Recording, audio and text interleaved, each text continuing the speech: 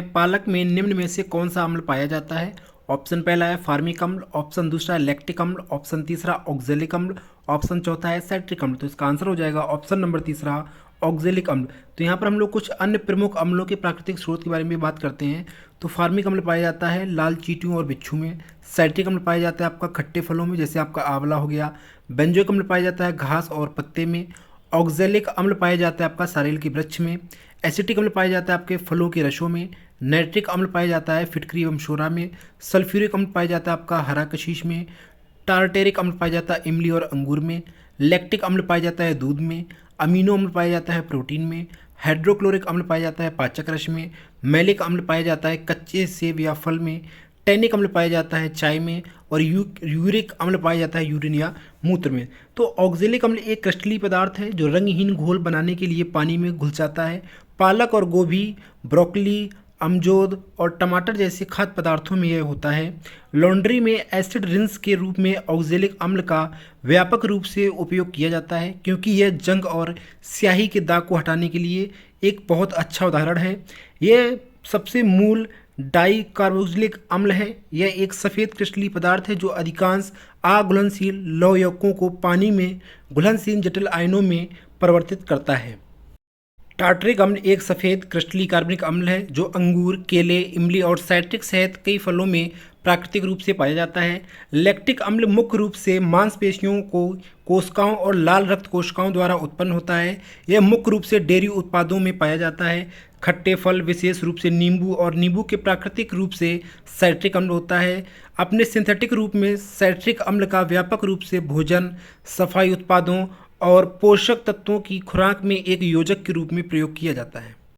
Question number दूसरा है dash dash एक ऐसी तकनीकी है जिसमें आसपास के स्वस्थ ऊतकों को कम से कम नुकसान पहुंचाकर कैंसर कोशिकाओं को विकिरणों द्वारा नष्ट किया जाता है। ऑप्शन पहला है शल्य चिकित्सा, ऑप्शन दूसरा है रसो चिकित्सा, ऑप्शन तीसरा है भौतिक चिकित्सा और ऑप्शन चौथा है विकिरण चिकित्सा। तो इसका आंसर हो जाएगा ऑप्शन नंबर चौथा विकिरण चिकित्सा, जिसे हम लोग रेडियोथेरेपी भी कहते हैं। तो कैंसर रोगों का एक समूह है जिसमें असामान्य कोशिका वृद्धि होती है, जिसमें आक्रमण करने या शरीर के अन्य भागों में फैलने की क्षमता होती है।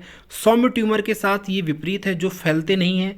संभावित संकेतों और लक्षणों में एक गांठ, असमान रक्तस्राव, लंबे समय तक खांसी, अस्पष्ट वजन घटाने और मल त्याग में बदलाव शामिल हैं। जबकि ये लक्षण कैंसर का संकेत दे सकते हैं, उनके अन्य कारण भी हो सकते हैं। 100 से अधिक प्रकार के कैंसर मनुष्यों को प्रभावित कर रहे हैं वर्तमान में। क्वेश्चन नंबर तीसरा है भारतीय संविधान का निम्नलिखित में से कौन सा अनुच्छेद निदेशक सिद्धांतों के अनुप्रयोग के बारे में बताता है। ऑप्शन पहला है अनुच्छेद 31, ऑप्शन दूसरा अनुच्छेद 37, ऑप्शन तीसरा अनुच्छेद 45 और ऑप्शन चौथा है अनुच्छेद 42। तो इसका आंसर हो जाएगा ऑप्शन नंबर दूसरा अनुच्छेद 37। तो हम लोग यहाँ पर डीपीएसपी के बारे में कुछ अन्य बात कर लेते हैं। तो राज्य के नीति निर्देशक सिद्धांतों डीपीएसपी की अवधारणा का स्रोत स्पेनिश संविधान है, जहाँ से यह आयरिश संविधान में आया था। डीपीएसपी की अवधारणा आयरिश संविधान के अनुच्छेद 45 से आई है। संवैधानिक प्रावधान के अनुसार भारत के संविधान के भाग 4 में अनुच्छेद 36 से 51 में राज्य के नीति निर्देशक तत्व डीपीएसपी शामिल किए गए हैं। भारतीय संविधान का अनुच्छेद 37 निदेशक सिद्धांतों के कार्य के बारे में अवगत कराता है। इन सिद्धांतों का उद्देश्य लोगों के लिए सामाजिक आर्थिक न्याय सुनिश्चित करना और भारत को एक कल्याणकारी राज्य के रूप में स्थापित करना है। डीपीएसपी के बारे में अगर आप बहुत अन्य जानकारी जानना चाहते हैं तो हमारे यूट्यूब चैनल में पॉलिटी प्लेलिस्ट में जाकर के वहाँ पर डीपीएसपी टॉपिक को अच्छे से पढ़ सकते हैं। क्वेश्चन चौथा है निम्नलिखित में से कौन सी भारतीय मार्शल आर्ट है जिसकी उत्पत्ति आधुनिक केरल में हुई थी। ऑप्शन पहला है गटका, ऑप्शन दूसरा है कराटे, ऑप्शन तीसरा है कलारी पयट्टू और ऑप्शन चौथा है आपका मैं भाई। तो कलारी पयट्टू भारतीय राज्य केरल में प्रचलित मार्शल आर्ट के रूप में है। इसका अर्थ युद्ध के मैदान की कला है। ऐसा माना जाता है कि भगवान विष्णु भारत में मार्शल आर्ट के संस्थापक हैं। यह भारत में मार्शल आर्ट का सबसे पुराना रूप माना जाता है। कलारी पट्टू का उपयोग दक्षिण भारत में राजवंशों द्वारा युद्ध की एक संहिता के रूप में किया जाता था। कलारी पट्टू को दुनिया में सबसे अधिक मार्शल आर्ट का वैज्ञानिक रूप माना जाता है। कुछ अतिरिक्त जानकारी के बारे में हम लोग बात करेंगे। केरल में अन्य महत्वपूर्ण कला रूप हैं आपके, जिसमें कथकली, मोहिनीअट्टम, चकोर कुथु, तेय्यम और ओंटू थुल्लभ है। कर्नाटक में कुछ आपके और महत्वपूर्ण कलाएं जिसमें आपका है यक्षगान, सोमना कुनिता, जगलगी कुनीता, कृष्ण परिजात। उड़ीसा में ओडिसी एक महत्वपूर्ण कला है। तमिलनाडु में कुछ महत्वपूर्ण कला रूप हैं कोलाट्टम, भरतनाट्यम, बोलंतम, चक्कई अट्टम, देवरत्तम और ठुरुकोटू। क्वेश्चन पांचवा है पूर्वी रेलवे जिनका मुख्यालय डैश डैश में स्थित है। ऑप्शन पहला है कोलकाता, ऑप्शन दूसरा है पटना, ऑप्शन तीसरा है दुर्गापुर, ऑप्शन चौथा है भुवनेश्वर। तो इसका आंसर हो जाएगा ऑप्शन नंबर पहला कोलकाता।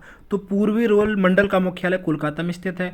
पूर्वी रेल क्षेत्र के अधीन आने वाले विभाग आसनसोल, हावड़ा, मालदा, सियालदा हैं। पूर्वी तटीय रेलवे का मुख्यालय भुवनेश्वर में है। पूर्वी मध्य रेलवे का मुख्यालय हाजीपुर में है। भूतपूर्व रेलवे का मुख्यालय गुवाहाटी में है। तो भारत के जो आपके प्रमुख रेलवे जोन हैं या सभी रेलवे जोन के बारे में हम लोग आगे मुख्यालय और उसके विभाजन के बारे में बात करेंगे। तो पहले बात करते हैं मध्य रेलवे। इसका मुख्यालय मुंबई है। इसका विभाजन मुंबई, नागपुर, भुसावल, पुणे और शोलापुर है। दूसरा जोन है आपका पूर्वी रेलवे। इसका मुख्यालय है कोलकाता। इसका विभाजन है आपका Howrah first, Howrah second, Sealdah, Malda, Asansol, Chittaranjan, Kolkata metro आदि। तीसरा है आपका पूर्व मध्य रेलवे। इसका मुख्यालय है हाजीपुर। इसका विभाजन है आपका दानापुर, मुगलसराय, धनबाद, सोनपुर और समस्तीपुर। चौथा रेलवे जोन है आपका ईस्ट कोस्ट रेलवे। इसका मुख्यालय है भुवनेश्वर और इसका विभाजन है आपका खुर्दा रोड, वाल्टेयर और संभलपुर। पांचवा आपका जोन है उत्तर रेलवे। इसका आंचल या इसका मैं कहना चाहूँगा मुख्यालय आपका है बड़ौदा हाउस, नई दिल्ली। इसका विभाजन है दिल्ली फर्स्ट, दिल्ली सेकेंड, अम्बाला, मुरादाबाद, लखनऊ और फिरोजपुर। चौथा जोन है आपका छठवां जोन है आपका उत्तर मध्य रेलवे। इसका जो मुख्यालय है वो इलाहाबाद, वर्तमान का प्रयागराज है और इसका विभाजन हुआ है आपका इलाहाबाद, झांसी और आगरा। सातवां जोन है आपका उत्तर पूर्व रेलवे। इसका मुख्यालय है आपका गोरखपुर और इसके अंतर्गत आपके आता है इज्जतनगर, लखनऊ, वाराणसी, DLW। और आठवां आपका जोन है उत्तर सीमांत रेलवे। इसका मुख्यालय है मालीगांव, गुवाहाटी और इसका विभाजन है आपका कटिहार, अलीपुरद्वार, रंगिया, लुमडिंग और तिनसुखिया। नौवां जोन है उत्तर पश्चिम रेलवे। इसका मुख्यालय है जयपुर और इसका विभाजन है आपका जयपुर, जोधपुर, बीकानेर और अजमेर। 10वां जोन है आपका दक्षिणी रेलवे। इसका मुख्यालय है चेन्नई और इसके अंतर्गत जो विभाजन किया गया है वो किया गया आपका चेन्नई, मदुरै, पालाघाट, त्रिची और त्रिवेंद्रम। 11वां आपका जोन है दक्षिण मध्य रेलवे। इसका मुख्यालय है सिकंदराबाद और इसका विभाजन क्षेत्र है सिकंदराबाद, हैदराबाद, गुंतकल, विजयवाड़ा और नांदेड़। 12वां जोन है आपका दक्षिण पूर्वी रेलवे। इसका मुख्यालय है गार्डन रीच, कोलकाता और इसका विभाजन किया गया आपका खड़गपुर, आद्रा, चक्रधरपुर, रांची और शालीमार। 13वां आपका विभाजन मानी है आपका जो रेलवे जोन है आपका वो है आपका दक्षिण पूर्व मध्य रेलवे। इसका मुख्यालय है बिलासपुर और इसका विभाजन किया गया है बिलासपुर, नागपुर और रायपुर में। 14वां जोन है आपका दक्षिण पश्चिमी रेलवे। इसका मुख्यालय है हुबली और इसका विभाजन बेंगलोर, मशहूर, हुबली और RWFYNK में है। आपका 15वां जो इसका जोन है वो है आपका पश्चिम रेलवे और इसका मुख्यालय है चर्च गेट और इसके अंतर्गत जो इसका विभाजन किया गया वो BCT, बड़ोदरा, अहमदाबाद, रतलाम, राजकोट और भावनगर है। 16वां जो आपका जोन है वो पश्चिम मध्य रेलवे। इसका मुख्यालय है आपका जबलपुर और इसको निम्न भागों में डिवाइड किया गया है जबलपुर, भोपाल और कोटा।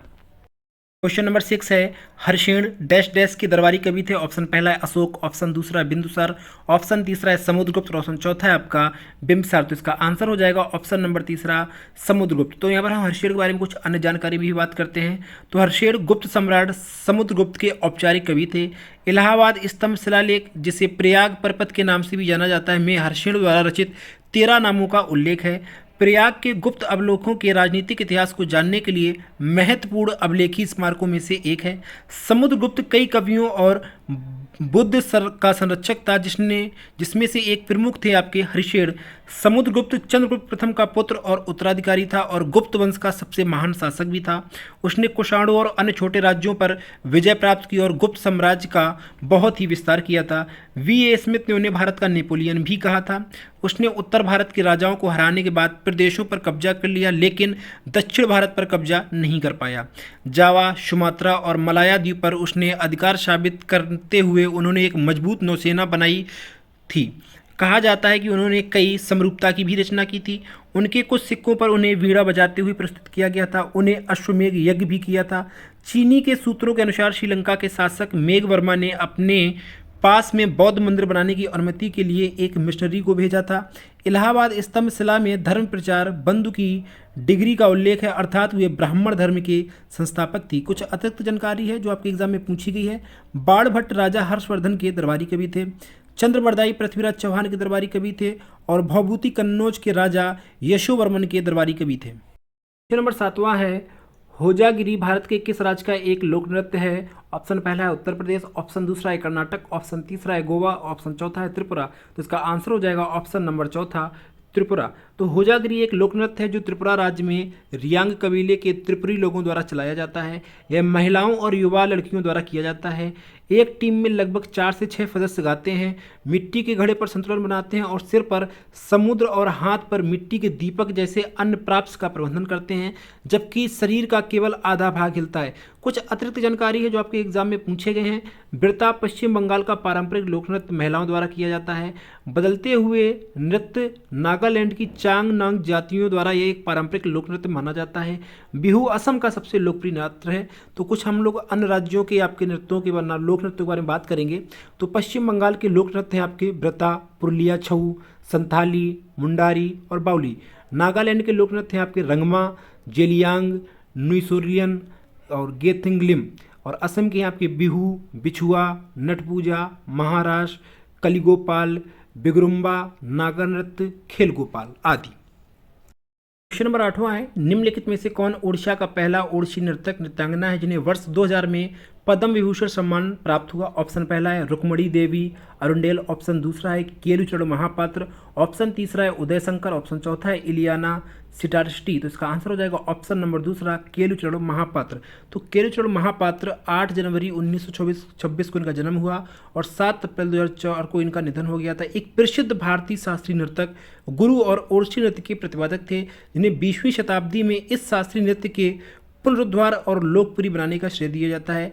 वह ओडिशा से पद्म विभूषण प्राप्त करने वाले पहले व्यक्ति थे।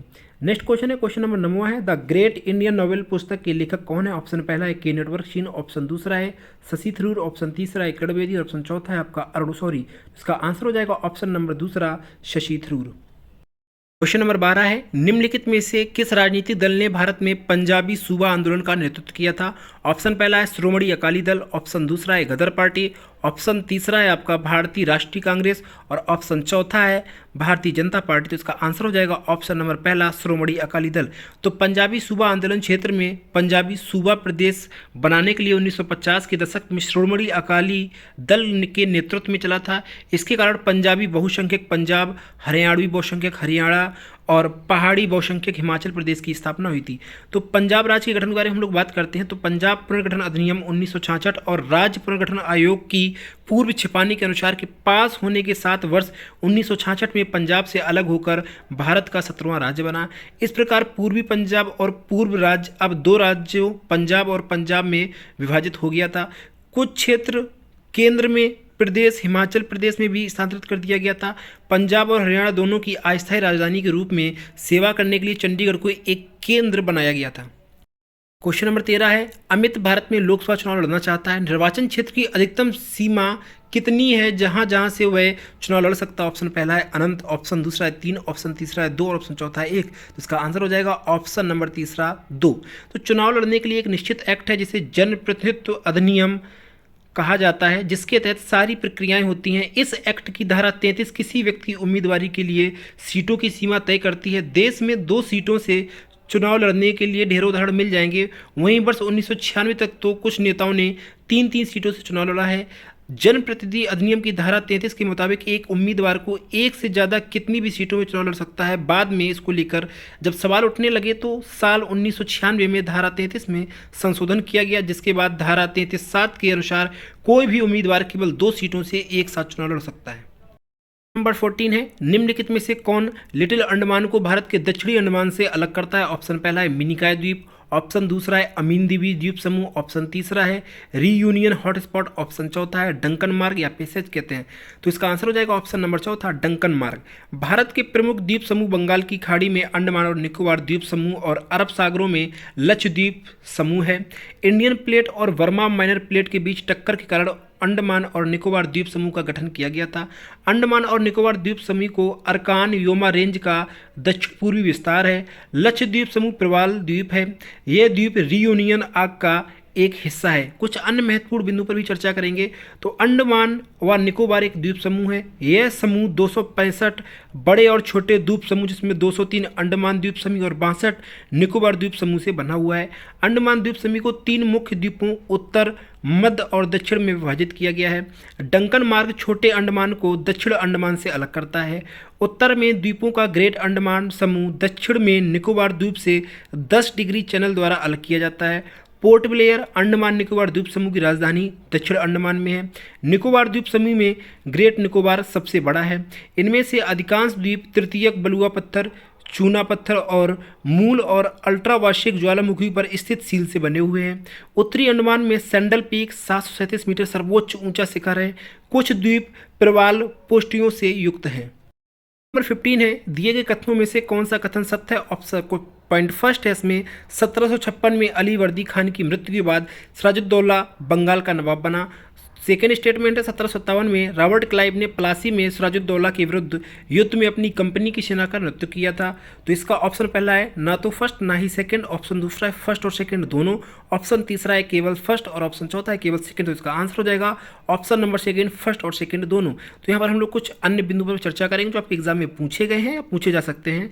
जब 1756 ईस्वी में अली वर्दी खां की मृत्यु हुई तो सिराजुद्दौला बंगाल का नवाब बन गया। कंपनी अपनी शक्ति को लेकर चिंतनशील थी और कठपुतली शासक के लिए उत्सुक थी जो स्वेच्छा से व्यापार छूटें और अन्य विशेषाधिकार प्रदान करते थे। बंगाल में छलनी और बड़े किले का निर्माण का ब्रिटिश अभ्यास का एक कारण था जिसके कारण यहाँ लड़ाई हुई थी। हालांकि सफलता के बिना इसने सिराजुद्दौला के प्रतिद्वंद्वियों से एक नवाब बनने में मदद करने के लिए प्रयास किया।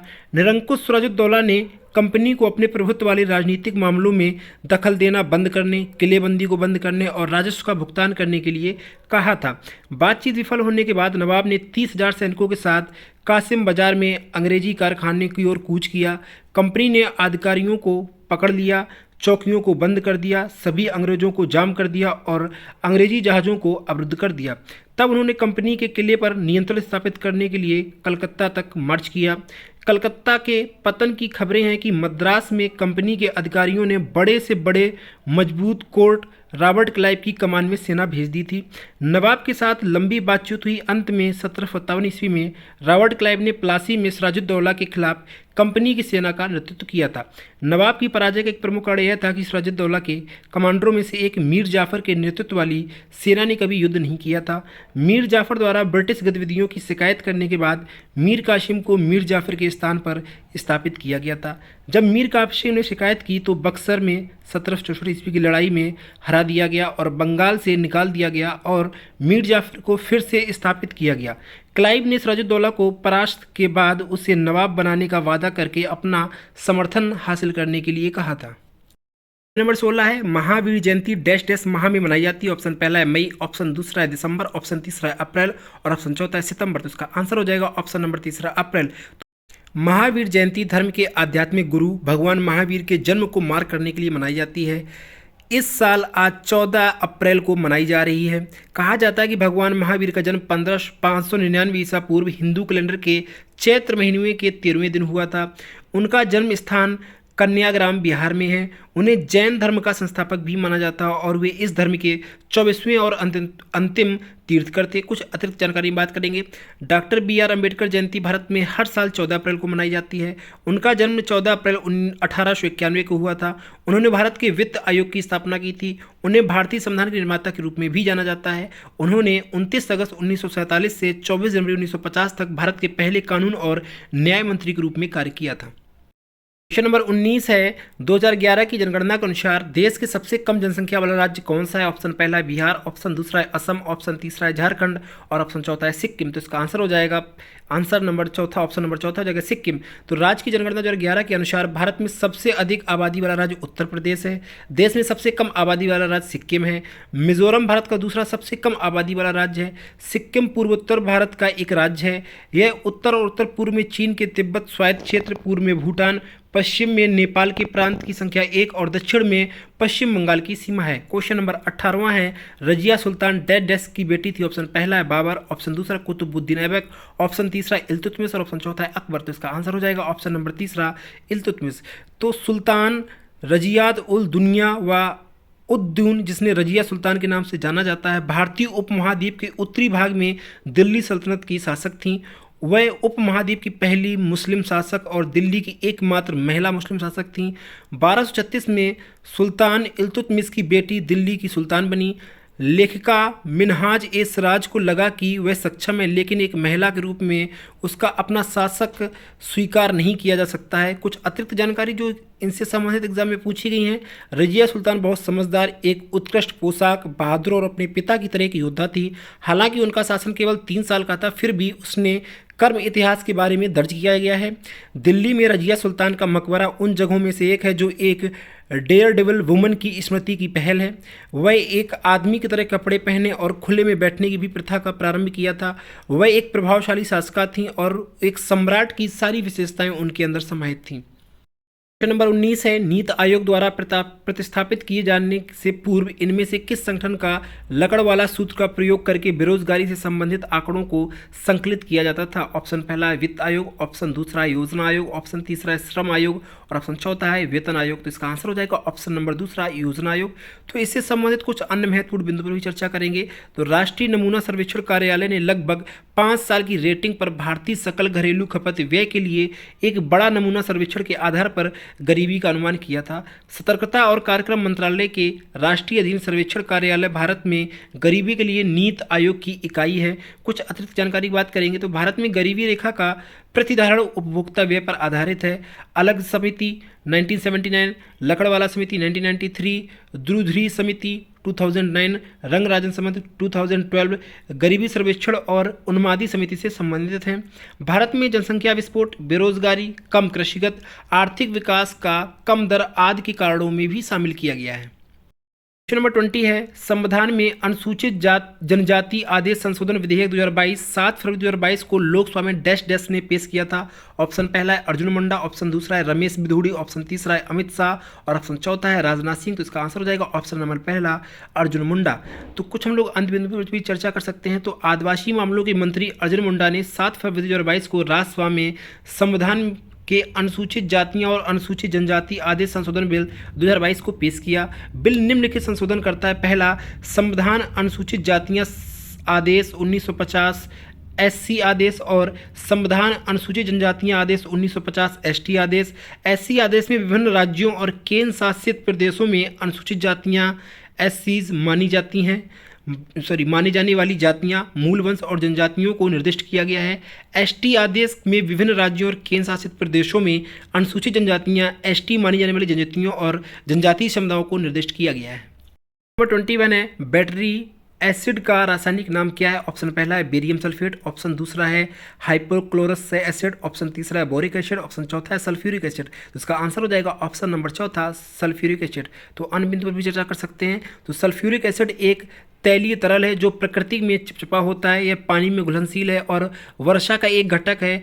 यह यौगिक का रासायनिक सूत्र H2SO4 है। क्योंकि बैटरी में मूल अवधारणा में सल्फ्यूरिक एसिड के लिए बाध्यताएं लेना और छोड़ना होता है।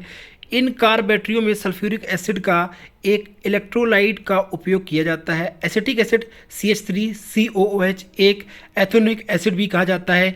कार्बेलियम एसिड का सबसे महत्वपूर्ण इकाई है। औद्योगिक रूप से एसिटिक एसिड का उपयोग धातु एसीटेट की तैयारी में किया जाता है, जिसका उपयोग कुछ मुद्रण प्रक्रियाओं में भी किया जाता है। विनाइल एसीटेट प्लास्टिक के उत्पादन में योजना होती है। सेल्यूलोज एसीटेट जो फोटोग्राफिक फिल्मों और पर्दान बनाने में उपयोग किया जाता है। और वाष्पशील रिजर्वर एस्टर जैसे एथिल और ब्यूटाइल एसीटेट व्यापक रूप से रेजिन, पेंट्स और लेक्सिवर के लिए सॉल्वेंटिक के रूप में प्रयोग किया जाता है।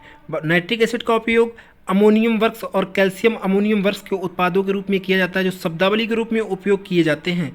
अमोनियम परियोजना का उपयोग यूरिया अमोनियम उपक्रम के निर्माण में भी किया जाता है, जो अनावृत रूप से और विस्फोटक के रूप में।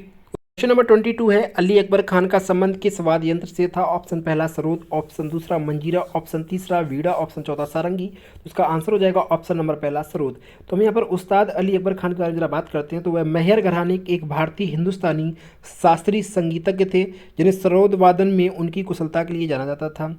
उनके पिता अलाउद्दीन खान शास्त्रीय संगीत और वाद्य यंत्रों द्वारा प्रशिक्षित होने के साथ साथ कई प्रतिष्ठित रागों और फिल्मों की रचना भी की थी। कुछ अतिरिक्त जानकारी की बात करेंगे तो तारयुक्त और उन्हें बजाने वाले भारतीय संगीतकार तो संतूर के हैं पंडित शिव कुमार शर्मा और भजन सुपारी। सरोद के हैं अलाउद्दीन खान, अली अकबर खान, अमजद अली खान, बुद्धदेव दास गुप्ता, बहादुर खान, सर रानी और जरीन एस शर्मा। सितार के हैं पंडित रविशंकर, संबद्ध परवेज खान, बुधादित्य मुखर्जी, भीमा शंकर, ग्रीन शंकर भट्टाचार्य, निखिल बनर्जी, विलायत खान, मुश्ताक अली खान। और सुरबहार के हैं अन्नपूर्णा देवी और सज्जाद हुसैन। बीन के हैं आपके असद अली खान, जिया मोइन उद दिन खान और वीणा के हैं जिया मोइनुद्दीन टाइगर, अयारी श्याम सुंदरम, डोरुस्वामी अयंगर, चिंबू, इमान शंकर शास्त्री, धर्मल के आर सुस्वामी, सुंदरम बालचंद्रन और रुद्र वीणा के हैं अशद अली खान।